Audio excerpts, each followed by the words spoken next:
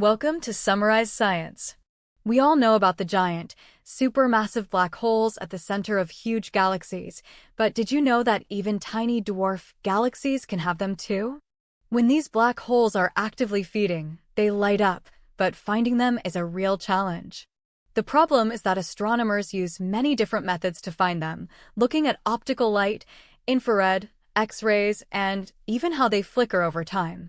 But strangely, these methods don't always agree, almost like different detectives finding different clues at the same crime scene. This paper sets out to understand why, by investigating the galaxies themselves. The researchers took a catalog of hundreds of active dwarf galaxies and modeled their light signatures to measure key properties. They calculated things like the galaxy's total mass and how quickly it's forming new stars. One of their first key findings relates to the galaxy's mass. They found that methods using infrared light tend to pick out active black holes in the least massive galaxies. Meanwhile, methods using optical light tend to find them in comparatively more massive dwarf galaxies. The differences in star formation were even more dramatic. Galaxies selected using infrared light were found to be forming stars at an incredibly high rate.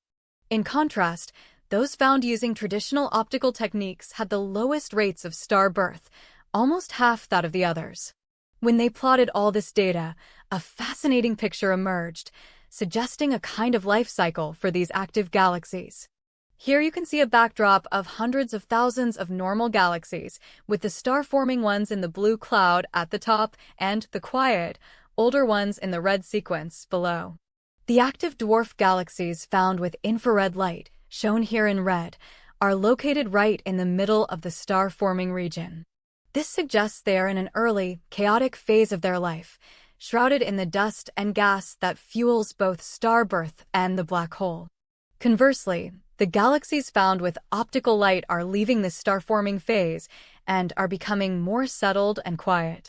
This strongly supports an evolutionary theory where we are catching these galaxies at different stages of their lives. The infrared bright galaxies represent an early, messy, growth spurt phase.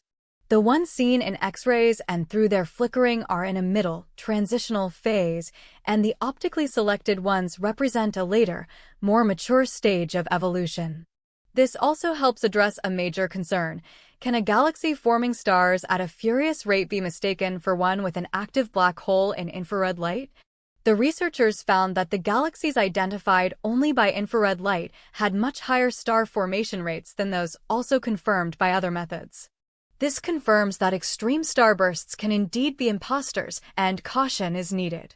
So let's recap the big takeaways. First, how you look for an active black hole in a dwarf galaxy heavily influences what kind of galaxy you will find. Second, and most importantly, this isn't random. It points to a distinct evolutionary path, like seeing snapshots of a galaxy's life from infancy to adulthood.